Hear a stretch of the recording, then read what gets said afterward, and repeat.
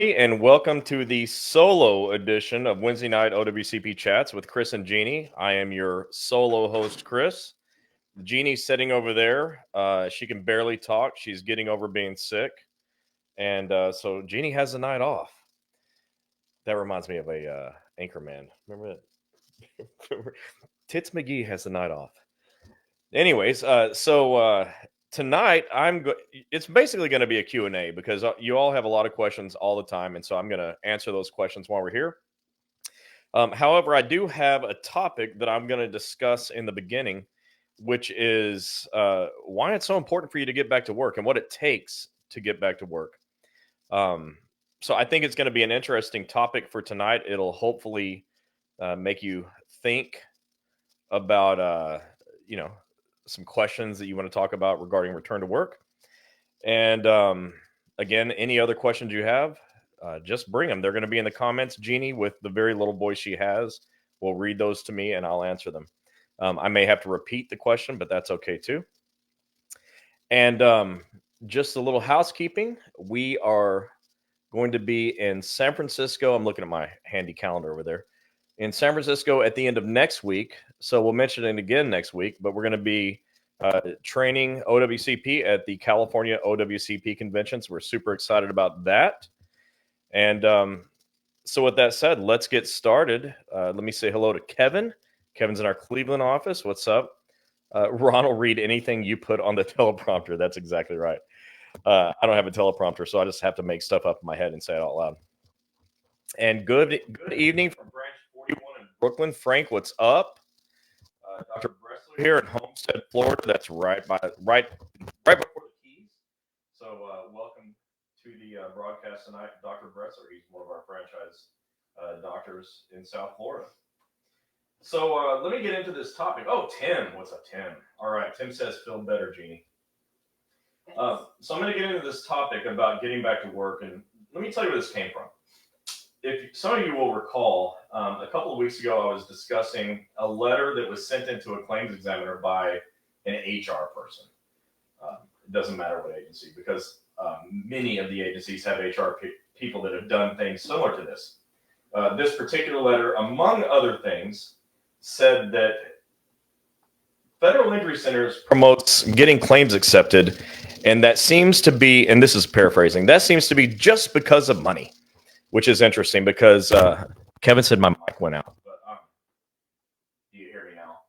It's crazy. Like if I don't get right up on top of this thing, let me pull a little closer. Okay. They said, okay, you only get claims accepted because of money, which is made me think. And I went, oh, well, that's sort of true because you need to get paid, right? And so what happens, and if you're on here and this has happened to you, let us know. But what happens if you have a denied claim? Do they like to pay you when your claim's denied? Well, no. Do they like to let you come back to work when your claim's denied? No. Do they give you what seems like an unlimited amount of hard time about everything when your claim's denied, harassing you when your claim's denied? Of course, that's what happens. And it's just, overall not good. Now, this is not Woodshed Night. And this is not going to be a supervisor bashing night. I'll leave that to you. But it is a night where I want to talk about getting back to work because I think it's so important. And inevitably, anytime I talk about getting back to work, somebody will come on here and say, oh, look at you. You're just the company doctor. A, I'm not a doctor. B, if I were one, I would not be the company doctor. We just don't see eye to eye, the agencies and me, on anything unless they want to get you back to work. And so do I. But the number one reason I like talking about return to work is because it's the surest way to get paid, is to clock in. And when you're out of work on LWOP, you've got to jump through hoops to get paid. You've got to attach documentation. Your CA-17's got to be there. You've got to have a disability narrative written by your doctor who, if it's not a Federal Injury Center's doctor, is not interested in writing extra narratives. And, you've got to jump through some hoops that when you clock in, you don't have to jump through. Usually when I teach that at union conventions, for example, like next week in San Francisco, that people just instantly get that. It clicks like, oh, yeah, I do struggle paying my bills and I'm not at work. And my supervisors do give me a hard time getting back to work. And so, what I want to talk about tonight is what you need to do to get yourself back to work. And I'm going to talk about what your supervisors are doing to prevent it. Again, it's not a bashing session. This isn't woodshed night. I'm not going to officially take anybody behind the woodshed. And if I was, I would not be nice to them tonight because I'm not feeling it. But I am going to tell you what you need to do. Number one, you've got to report your injury like now or as soon as possible, which is what the CA10 says. Well, that is like yesterday, like right away, get it reported. The reason that is you don't want to delay anything.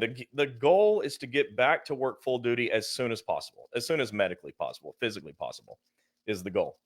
And so report immediately. Request your CA16, elect continuation of pay, because even if your claim is ultimately denied and you have to pay back COP, all they're going to do is take your sick and annual leave, which is what you're going to use anyways if you don't elect COP.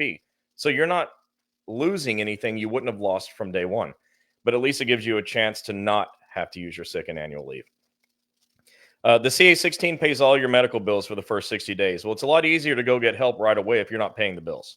So it's pretty clear how that will get you back to work faster. The only reason for COP, continuation of pay, is if you have to be out of work. Who wants to use their sick and annual leave?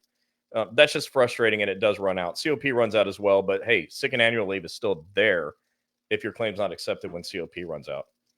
And then fill out your paperwork on eComp right away. Be very truthful, extremely detailed, but get it filled out right away. Don't wait. And then go to the doctor immediately and begin getting treatment based on whatever the doctor says is medically needed. So if you do those things as soon as humanly possible, then it makes sense that you're going to get back to work sooner as well. But with that said, here's what your supervisors are doing to get in the way, and they should stop it. They prevent you from getting a CA16, which means, oh, good Lord. So I got reverb. Babe, just turn it off. Turn it off. Thank you so much. Okay. I had my own voice in the background, which is confusing to me. It's like I definitely don't need to hear two of me. All right. So the supervisor says get a CA16, or they won't give you a CA16. See, it threw me off. And well, when you don't have the CA16, it slows down your progress because you have to pay for your medical bills. They should stop doing that. The other thing they do, and this is the very last question of the CA1, the second page of the CA1, is they try to controvert COP, meaning they're going to try to cancel it. They're not going to let you have continuation of pay. And it's almost always for no good reason. Like they said that it wasn't in performance of duty when it was, or it was willful misconduct when it wasn't, things like that. So you got to really check that CA1 and see what they're saying and take it to your doctor. But, supervisors should cut that out. All it does is delay you getting back to work. They work so hard to prevent you from getting hurt because they don't want you out of work. But then they work so hard to keep you from getting back. And that's a serious problem. So don't do that. They contest CA1s all the time. They'll say, my knowledge of the facts of this claim don't agree with the statement of the witness or the injured person. And then that's almost always BS. And also useless. There's a claims examiner that I talked to who says, a lot of times this claims examiners just roll our eyes when we read what the supervisor said. So that's a clue to supervisors. Maybe cut it out. And Whitney Grimes is on and says she's a claims examiner for OWCP. This is interesting. Welcome to the show, Whitney. We love having claims examiners on here because of one thing, like what I just said. Like the claims examiners I know are like, oh, God, the supervisors are doing it again. So welcome. We're glad to have you, Whitney. The next thing that supervisors do that I think slows your progress is they go against what the law says, which says you have the right to initial selection of physician. And instead, which means you can choose your first doctor. Instead, they send you to wherever they want to send you and make you think you have to go. But what does that do? Well, usually it sends you to an urgent care where great nurse practitioners and PAs are there that are well qualified, but they're not qualified physicians under the rules. And so they send in all the paperwork or whatever they do, but they don't get a medical doctor to sign it. And so that causes a denial that's not the claims examiner's fault. They have to follow the rules too.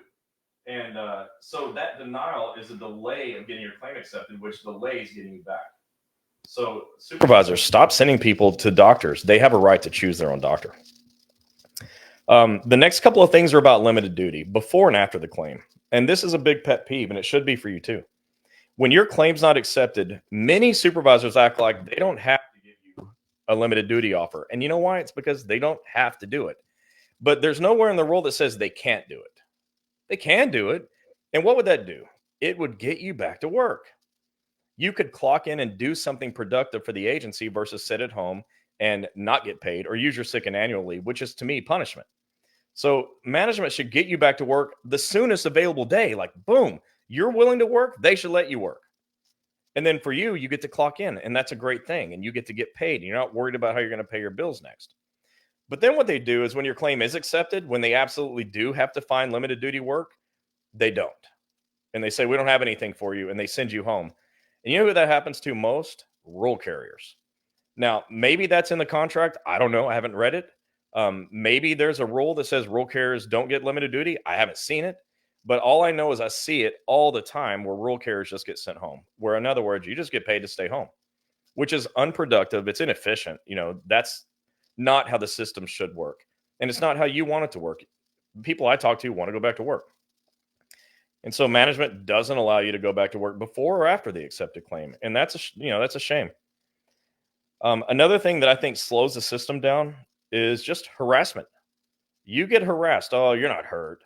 Like managers have a medical license, or x-ray vision so they can see the broken bone is not there, right? Or they have some medical expertise, which doesn't make sense. This letter that was sent in by an HR person also said, and this person gets multiple rounds of therapy and that consist of certain modalities, whatever. Well, number one, I want to say to that HR person, explain to me in your medical opinion what those treatments do. Explain to me in your medical opinion what's wrong with multiple rounds of treatment that get people back to work full duty. That's the whole point in therapy is physical therapy gets people better. It's what it does. I'm pretty sure I read that somewhere. And then the other thing that supervisors do, and there's a longer list than this, but this is a big pet peeve, is that they don't follow your CA-17s. Not all of them, but many of them. And so you'll get a limited duty offer even. And it's found to be valid by the claims examiner. And then your doctor looks at it and says, yep, this is good. And then you get back to work, and what happens next? They exceed your limitations. And so that's not safe. And that causes you to, have to not do it, go back to the doctor, get different restrictions. I mean, all kinds of things can happen that just slow down your return to work. So those are things that I think about all the time. And when I got that letter, or I saw the letter, I didn't receive it. Somebody gave me a copy of it. I thought, well, gosh, we should all be trying to get you back to work. But it sounds like that, or it seems like management doesn't try to get you back to work. They just want you to be back and don't complain. Don't even tell us about your work injury. And once you have it, suck it up and rub some dirt on it. But, you're protected by the rules and laws, and those allow you to get help. They allow you to choose your own doctor. They allow you to have a CA-16 to pay your bills. It allows for continuation of pay. There's an understanding you shouldn't have to use your sick and annual leave when you have a legitimate OWCP work injury. So that's my topic. And now I'm just going to open it up to Q&A. So whatever questions you have on any topic, including that, we're going to handle it. And Jeannie's going to be back there reading it. I'll hear her barely, but you probably won't. So I'll repeat the question. There's not a single question? All right. Well, talk amongst yourself, folks. I swear she just asked me. I thought you were going to talk about getting back to work. Where were you these last 14 minutes? She's not feeling good, folks. So, no questions? All right. Well, I've got our Greenville, South Carolina office. Serena says she's a rural carrier on light duty. That's nice. I wish there would be a lot more of that. Jeremy said, I wonder if are you seeing these from Jeremy? Oh, those are YouTube questions. All right, hang on just a second. Let me scroll this back up, Jeremy, and I'm going to read it.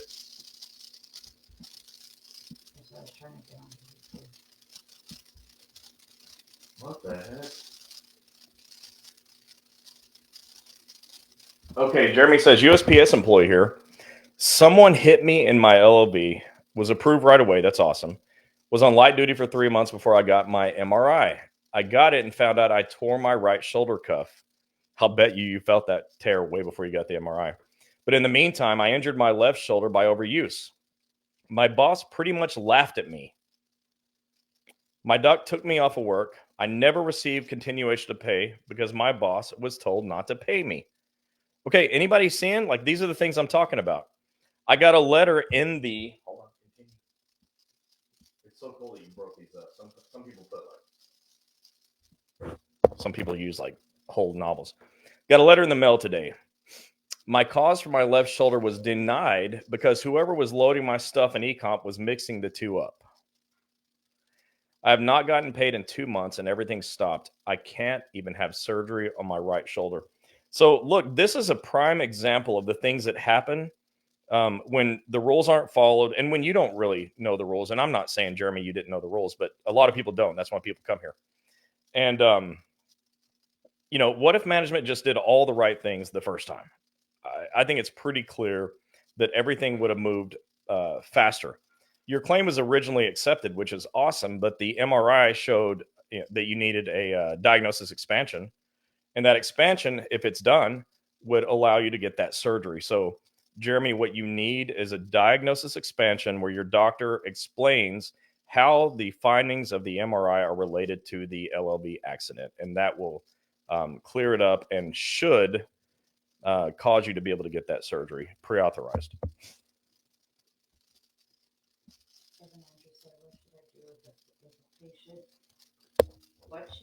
What should a patient do if their supervisor does not follow their CA-17?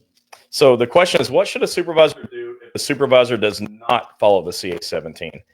Number one, go straight to the union, explain what's going on, and file a grievance if necessary, because that's a safety issue. You may also be able to call OSHA. I don't think that's your first action, 1-800-321-OSHA, but it is a safety issue when your supervisor is not following the doctor. And if it continues and you can't get a resolution with the union, then you need to go back to your doctor and explain what's going on, because the doctor's job is to keep you safe, and you may have to get different restrictions from that doctor. Christina says, I have not been given a job offer. Should I have been given a new job offer with my restrictions? So here is the rule, Christina. When you have an accepted claim, your supervisor, when you have a CA-17 that says you can return to work with restrictions, the supervisor is charged with making every effort possible to find a suitable job offer. If that's not happening, then get your union to help you with that, because that's in the rules. And of course, if they'd make every effort and they say we have nothing for you, then that's sad, but you'll go home and then you have to get paid to stay home. Nobody wants that, but sometimes that's a consequence of management, in my opinion, making a bad decision. I have a job offer answering phones. Now they're saying I cannot answer phones. I have a job offer answering phones. Now they say I cannot answer phones. Okay, if management's saying you can't answer phones when your job offer says you can, then I think you've got to talk to your union for sure. And if they're pulling your job offer, you've got to go back to your doctor and let them know that, so they can maybe modify your CA-17 or whatever the doctor needs to do. I have another person nerve test that is normal being sent to a second opinion, and I have had two that I cannot verify they were sent. So who said that? Donna Thor. Oh, I'm seeing it. Okay. So Donna says, I have another person nerve test that is normal being sent to the second opinion. I've had two that I can't verify were sent. Okay. So anything that would be sent to the second opinion would already be in your case file on eComp. And you can also contact your claims examiner and find out. Judy says, what does limited duty do for RCA? I'm going back to work in 6 months. Well, RCAs typically don't get limited duty. Sorry. And Jennifer said, at MMI, is it better or does it matter if I file for a schedule award before or after retiring? So schedule awards can be filed as long as you're still alive. The key is you cannot be receiving OWCP payments and schedule award payments at the same time. Just stay alive and you're able to file for a schedule award. There's no time frame, no time limits. Anybody else? I only see what's on Facebook. Yeah, I'm looking at the rest of them. Okay, so wow, this is a light question night. That's okay. Look, it happens sometimes, but if there's not more questions, I'm probably going to end it early because probably you all don't just want to sit around and look at my face. Kevin says, does a patient need to use their own insurance to cover their initial ER visit if they do not receive a CA16 in time? Okay. Does a patient need to do it? If they have to do it, you do what you got to do. But your remedy for an OWCP injury should be OWCP. And technically, the ER is able to bill OWCP. The claim's not accepted, so they're going to struggle until it is. And you have the ability to go back and get the CA16. As long as you reported your injury within 7 days, they're required to give it to you. Another thing supervisors do, they say, well, it's been more than 7 days and you don't have it, so I don't have to give it to you. That's not what the rule says. The rule says as long as you report your injury within 7 days, you can have it. So if you report it on time and it's been 2 weeks, well, it's good for 60 days. So go ahead and turn over the CA16. Janice said, mail carrier hurt his back at home, but the job is aggravating his injury. What is your advice? Well, my advice is go to the doctor and find out what's going on there. But I can tell you that technically, the rule says that if the job aggravates a pre-existing condition, then that is covered. But I still recommend going and talk to your doctor because I'm not one, but your doctor can tell you. This question says, when can you file for a schedule award when your claim was accepted in August of 2023? The answer is as soon as your doctor says you're at maximum medical improvement, that will trigger your ability to file for a schedule award, and you have until death to do so. So get it done before then. Jennifer said, after a claim is accepted, how long do you have to submit your CA7? Well, once your claim's accepted, I read somewhere, actually, I read a letter from a claims examiner that said to turn those in every 2 weeks. I thought that was fair. I think it helps you get paid on a regular basis. So begin filling those things out right away and submitting them right away. I had carpal tunnel surgery. It will be released on May 17th. My hand is in worse shape now. What are my options? Had surgery on April 27th and was allowed to return on May 8th with a 10-pound limit. Okay, so anytime you have, I'm going to repeat that question. I had carpal tunnel surgery and be released on 5/17. My hand is worse now. What are my options? Okay, so you have to go back to your doctor and say, hey, doc, evaluate me and let's make sure that my CA17 is correct, right? That's the key, is that your restrictions are proper. If you're not able to use your hand, you're not able to use your hand, but that's a medical decision, of course. And so let's see what your doctor says about that. If your doctor thinks you have to be out of work, then you have to be out of work. But just do what it takes to get better. Follow your doctor's orders and get the treatment you need. How do I get paid back for medication from income? How do I get paid back for medication? All right, so there's a form called an OWCP 915, and it's a claim for medical reimbursement. It's been so long since I said the title of that, but I'm pretty sure that's right. In other words, what it says is money you spent for an accepted claim can be reimbursed. You need to attach documentation that it was medically necessary and attach the receipt and then send that in. Tina said, I was in a car accident and sustained damage that didn't get treated for a while. My case was accepted for the injury. The doctor had me do like 3 days a week and went full time. But when he did, he didn't think I could do the full time in the event. He was right 6 months into it. I just couldn't take it anymore. Made a doctor's appointment to go see him again and struggling through my route. I then had a fall, and the claims examiner is saying I have to do a recurrence, which a doctor doesn't agree with, or a CA2 occupational injury. It was a job itself, but it was a car accident. Okay, look, that's a lot. Here's the deal. You got hurt in a car wreck. You fell, and somehow it looks like that injury is exacerbated. You need to go back to the doctor and see if it's a recurrence. I believe that's a medical opinion. Okay, that's what I think. I don't see how falling down is a CA2 because that's something that happens over a period of time. In my opinion, it's a new CA1 or it is a recurrence based on you did something that exacerbated a pre-exist or a previously accepted condition, but that's a medical decision. Okay, can you read any of these? There's none that I can see on here. You're getting them. Okay, all right, no problem.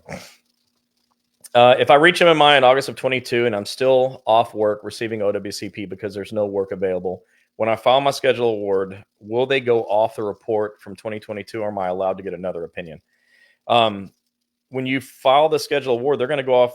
I don't know what report you're talking about. There's different reports. It could be the initial medical report. It could be the impairment rating report. I believe they're going to use, if you're talking about the impairment rating, they're going to use the one that was for this particular schedule award. You can always go back and get reevaluated, though. You said file a CA2A, not a CA2.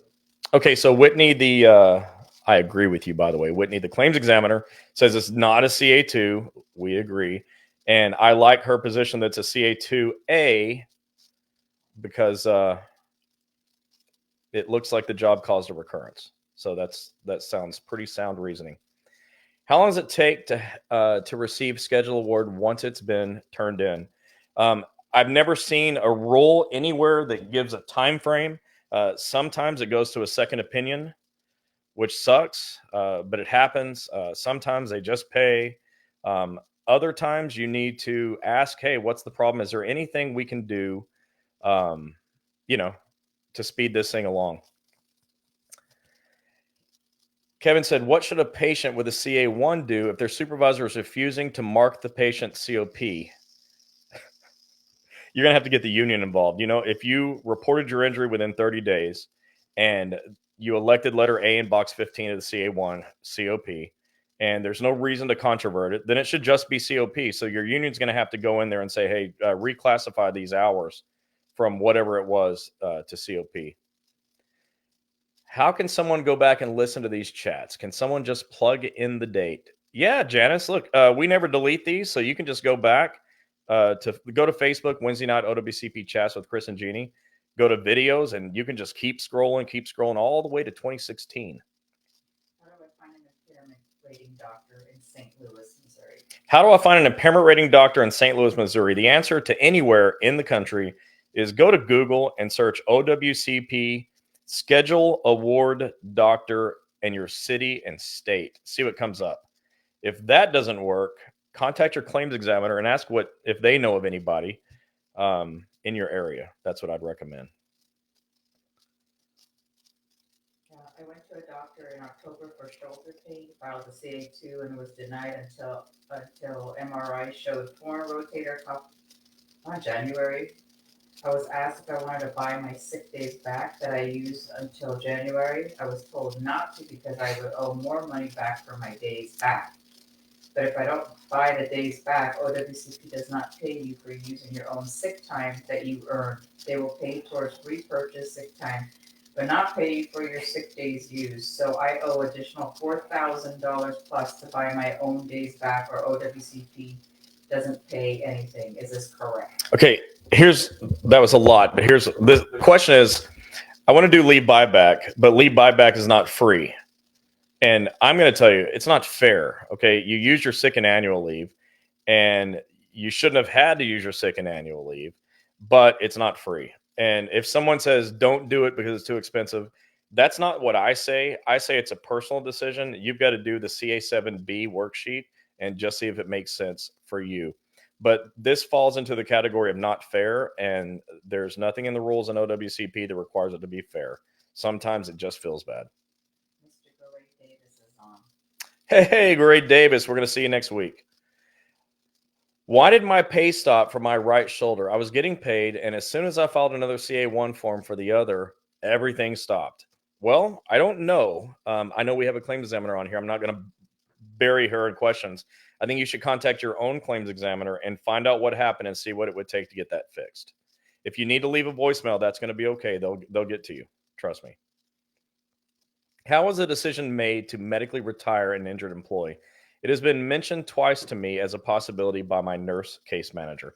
Well, it just gets to the point of when your doctor says medically there's no way you're going to do your job again, then you have a decision to make. Do I want to just quit? Do I want to retire? Do I want to go get a non-federal job? Do I want to go find a sedentary job someplace? Do I want to be a Walmart store greeter? I'm not suggesting that you should be.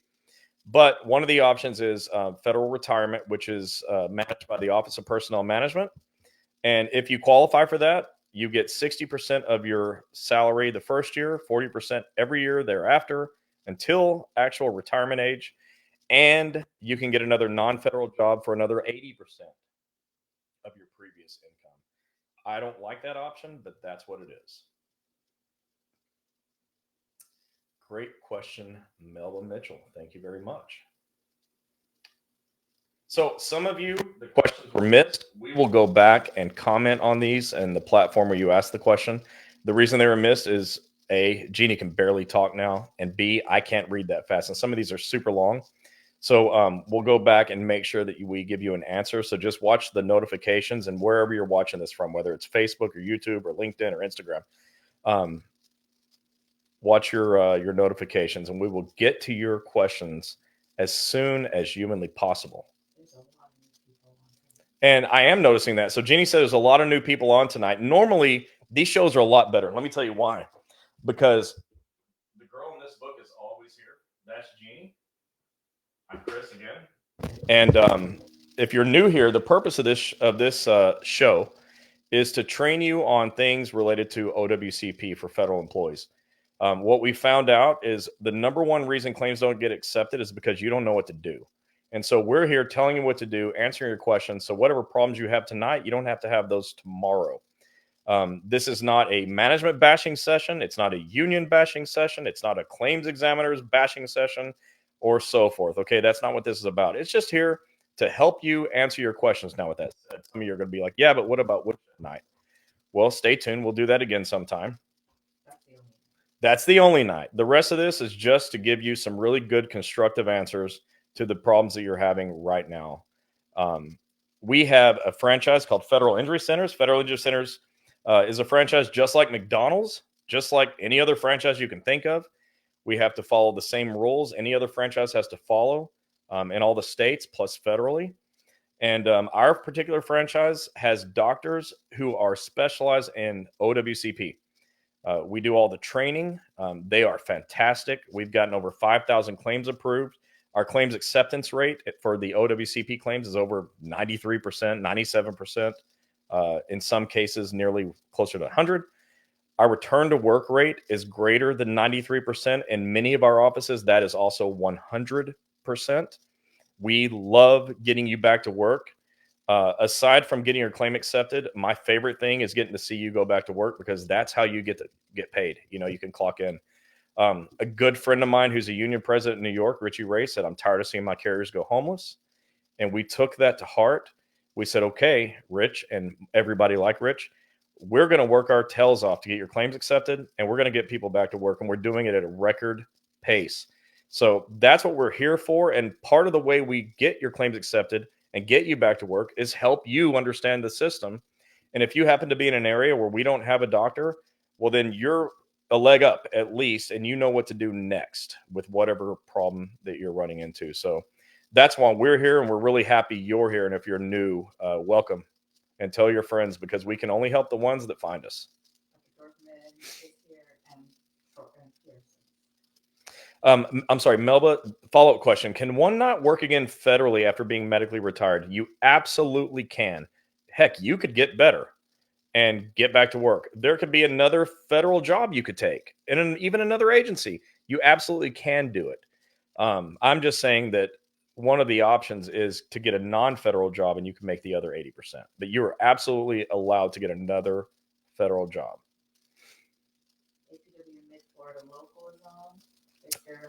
Victor in the group, Mid-Florida for APWU. Hello, those are my boys. Dr. Dorfman, Dr. Pearson. Dr. Dorfman's in Orlando and Melbourne, Florida. And Dr. Pearson is in Kansas City, Missouri. If you want to know where we have an office location, just go to federalinjurycenters.com and you can check the locations tab. And from there, you can just pick a doctor. We are not a referral source or referral service. In all of our years, we've never made a single referral to a doctor. You don't have to choose our doctors to come here and get this education. The doctors are there because you need them, because there's not nearly enough doctors in this country to help you out, or who are even willing to help you out. So that's why we do it. But we're not a referral service. So you go wherever you want to go. If you want to go to one of our doctors, you're welcome to. You call them directly. I'll probably not even know that you went until you're already there. But they're all great. They're all well trained, and our success rate is off the charts. So, if you like doing what's in your best interest, maybe check that website out, www.federalinjurycenters.com. Judy Lynn says the the Phoenix City office rocks. Yes, it does. That's Phoenix City, Alabama. Dr. Cooper is on here. That's his office, and him and his medical staff have a great track record as well. Where can a patient go to learn how to file a CA1, CA2, or CA7? Kevin, you're just setting me up. These are softball questions. You can come here. You can go to Wednesday night OWCP chats, and we'll tell you how to do it. That's very funny, Kevin. All right. So again, if I missed your question, please forgive me. Normally, my partner in crime is here to read these, but she's really struggling. And so we will go on and type below your comment the answer to your many questions. And I know I missed a lot of them. That doesn't normally happen. There's no way this is a real question, Victor or Ian or Scott or Rob, but I was injured singing karaoke in an Uber. Do I have an OWCP claim? Dude. So the inside joke is we all went out and hung out during the Florida APW convention in Miami. And there may or may not be a video of those of us in the car singing karaoke in an Uber. I'm having trouble getting some diagnosis expanded. Yeah, Melba, it's not easy because doctors don't generally know how to write diagnosis expansion reports. We're happy to help you. If there's an office that makes sense for you, you're welcome to go to it. Otherwise, you can send us a private message, and we'll see what we can do to help you out personally. And Diane says that she hopes Jeannie feels better, and Jeannie says, "Thank you, Diana." Right, Diana? I'm not saying good. Jennifer said, if I were to retire medically from one federal job, get well, and rehire under a different federal job, does the OWCP case carry over, or does it start over? No. You have lifetime medical benefits in your accepted OWCP claim. It never goes away. And Kevin, depends on what song you were singing. I don't know. I plead the fifth. I may need to see Dr. Cooper. I'm in Georgia. Well, Melba, he is great. He's got an office right by the Atlanta airport, too. You can see the airplanes landing from his front door, if that helps. And replying to. This is awesome. Thank you. Another karaoke victim. No, Jeannie's voice is only gone because she got sick, and so she's recovering. She had to go to the doctor, and they gave her like 4 medicines, or 5, or I don't know, 15. Mary said, I'm getting a second surgery soon. It's torturing me for this moment, but I'll be okay with Dr. Pandia of Stockbridge, Georgia. Okay, I'm not sure who that is, but I'm super glad that you found somebody who is getting the job done. That's what we love. Is your case closed once you accept a schedule award? No. Well, I mean, look, your case can close for a number of reasons at a number of different periods of time. But the good news about OWCP is if your case ever legitimately needs to be reopened, they will do that for you. Who else? Anybody else? Any other questions? Yeah, I know. Is your case closed? I just said that one. Accept the schedule award? I just read that one. All right, folks, we've got a few more minutes here. If you've got any more questions, we'd love to answer those questions for you.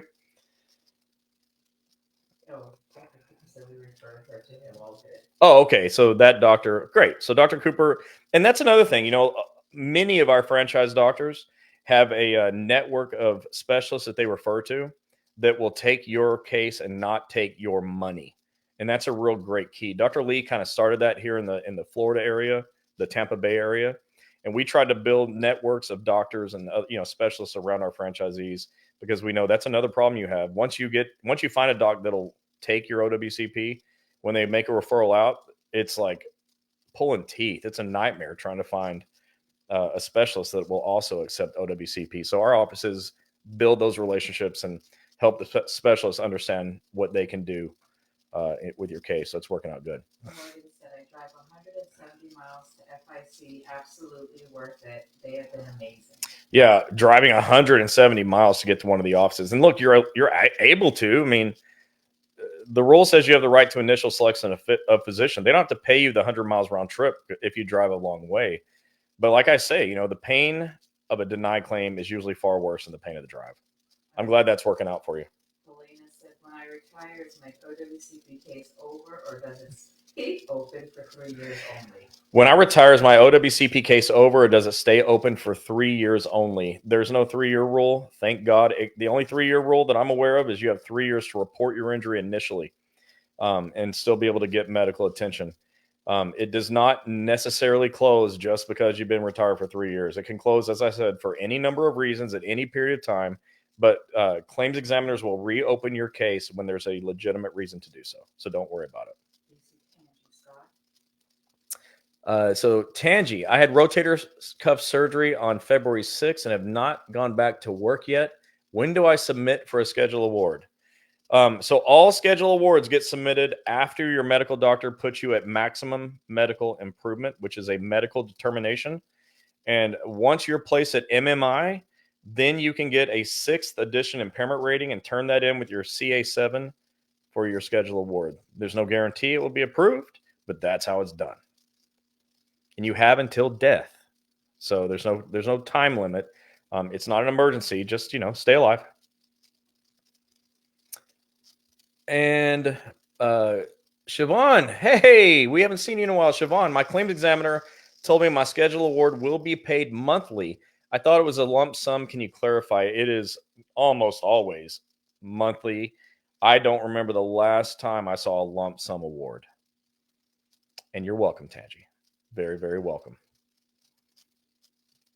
Anybody else? Judy Lynn said, thank you, Dr. Cooper. You did a great job on my shoulder. Yeah, Dr. Cooper's a great doctor. He's got a great staff. I mean, and those of you that are new, we have a lot of chiropractors in our network, and every office that has chiropractors has, guess what else? Medical doctors, nurse practitioners, PAs. A vast majority these days have physical therapists, licensed physical therapy assistants. We are what you call a multidisciplinary business. We have multiple disciplines under every roof. Another thing supervisors do that delays your care and delays you getting back is they tell you incorrectly, you cannot see a chiropractor. Well, that rule that they think that they know, letter D says, and chiropractors can do services in the nature of physical therapy as long as they're ordered and supervised by a medical doctor. Every office we have is, and every OWCP claim is managed by medical doctors. So don't let your supervisor snow you on that one either. You can go to chiropractic offices. These days, chiropractors integrate with medical doctors all the time. In fact, there's even a company out there that charges, not our company, but charges 5 figures to teach chiropractors how to medically integrate. It's an actual thing that happens all the time. So don't stress about that either. You're allowed to be in chiropractic offices. Melissa Ross, I heard that DOL is allowing the 5th edition now. Is the 5th or 6th edition better in your opinion? Well, according to everyone's favorite attorney, Eric Blowers, which is better, the 5th or 6th edition? It depends. And that's why what they're doing now is having you do the 5th and the 6th, and you're getting the greater of the two. Do I have the right to choose my PT office to visit? Well, you do. Okay, do I have the right to choose the PT office I want to go to? Okay, so like even in our offices, we have a sign for everyone to read that says you don't have to do therapy here, even though we provide it. You can take it anywhere. What I tell you is that if you go to another PT office, who's going to manage your CA17s and your CA20s and write your disability narratives? That's going to be the issue. You got to make sure that you maintain relationship with your doctor who's able to do those things, because your PT cannot sign off on those things. And that can cause you a real problem. That's why we have all of that under one roof. And I'm not suggesting that you have a problem with our offices. You probably someplace else. But you want to keep that in mind. You've got to have some way to keep your case going. And sometimes that means you need follow-ups with a doctor. You need 17s, 20s, and narratives. That's really important. If there's no FIC near me, can I go out of state to one? If there's no FIC near me, can I go out of state to one? Well, the can answers are always the same for me. Yes, you can. You got to decide if that's what's best for you. You can do it. There's no rule against it. They may not pay you your mileage. And you can only be paid up to 4 hours of your work shift to go to the doctor, so you may not get paid to be out of work either. I think that's just important for you to be aware of. The Wooten Clinic in Memphis, Tennessee is great. The Wooten Clinic in Memphis, Tennessee is great, and we are encouraging him to open a second location in Nashville. Donna said, my migraines are from my neck surgery, so is there a schedule of work for the neurology issue? So the brain is not a covered body part in OWCP. Neither is the neck. So the migraine would have to be caused by something that is rateable per the schedule award chart. And that's a medical decision. So you got to talk to your doctor about that. Without knowing anything else, Donna, it's hard for me to really answer that question. Tina, my claims examiner is trying to combine my two cases, which happens sometimes. It's not always bad. After my fall, I was having problems before that. I feel that my original injury should be under the first case. Do I have to file a new CA1 or under the original? That's still not enough information for me to answer that question, but I can tell you this. The claims examiners that I know are really good about making decisions like that, and it is their job to make that decision. And so I wouldn't necessarily buck up against it. I would consult with my doctor. I think that's important. I think your claims examiner would want you to do the same. But it's hard for me to answer that without knowing more information. Anybody else? I'm just going to read this from I heard Chris tell somebody that they could work for the federal government to make up the difference in income when they filed for disability retirement. And unfortunately, they cannot work for the federal government. It has to be a job that's outside the federal government. Yeah. So somebody misunderstood what I said, that to make up the money, the extra 80%, they thought I said you can work for the federal government. That's actually opposite of what I said. In order to get the other 80%, you've got to have a job that's a non-federal job. The question was, but can I go back to a federal agency? And I said, yes, you can. You can leave medical retirement and go back to a federal agency. You cannot work a second federal job and get the other 80% at the same time. If I didn't make that clear, then hopefully I did that time. Okay, folks. Well, look, we're going to go. I'm going to use the rest of our time to check out your comments, your other questions. I'm going to answer those. Tell all your friends that we do this on Wednesday nights. Wednesday night OWCP Chats with Chris and Gini is held on Wednesday nights. And some people come to our page and they say, where do I find you? And our answer is, you're here already. You found us. So just hit the follow button. And when we go live, you'll see it. It's actually awesome. We try to make it easy for you. Some Wednesdays we're traveling and we can't do it, and we let you know, or sometimes we have technical difficulties and we'll tell you we're sorry. But for the most part, we love to be here. We love to help. And we can only help those that you tell to come find us. We don't put money into marketing this page. We just do the best we can at getting the word out. And we do that through you telling your friends. So if you found this valuable, chances are somebody else you know will also find it valuable. And we love helping people. That is our mission. And we want to do our mission with as many people as possible. So spread the word. We really appreciate having you. And I'm getting told the number 2. How do you get on medical retirement? You get on medical retirement by going through the Office of Personnel Management. That's who governs this. They'll tell you that you have to apply for Social Security. You'll need a medical report that explains why you need to be on medical retirement. And then a representative at OPM will have to make a ruling on it. That's a very generalized way. If anybody wants to talk to an expert about that, we know people who are experts about it. It's not necessarily an OWCP topic. I just happen to know a lot about it. So I'm happy to answer. Lonnie Duke says, I always learn something. Thank you. You're welcome, Lonnie. We appreciate you being here. And Whitney says, do you guys do workers' comp for state or just federal? We only do federal. We don't do state comp. If we did that, I'd have to potentially learn the rules for 50 different sets of states. And I don't have the time or capacity for that. We only do federal. You can find us. Okay. And I am wrapping up from here. So if you have more questions, I'm not going to get to them right now. I'll get to them later. But how do you find us? You can find us at Breaking OWCP on TikTok, on Facebook, on Instagram. You can find us on YouTube. Wednesday night OWCP Chats is on YouTube, Facebook, Instagram, LinkedIn. You can find Federal Injury Centers on Facebook. You can find Federal Injury Centers at www.federalinjurycenters.com. So it's really hard not to find us. If you really just try a little bit, you'll probably find us. And we look forward to you finding us because we really love to help. So, all right, folks, that's it. Thank you so much. And thanks for putting up with the solo edition of Wednesday Night OWCP Chats with Chris and Gini. You couldn't see Gini, but trust me, she's back there doing the best she can. Rob Rios, what's your MySpace? Buddy, always got jokes. All right, everyone. Hey, it was nice having you here. Thank you so much. Tell your friends. We'll see you next week. Same bat time, same bat channel. See you later. Good night.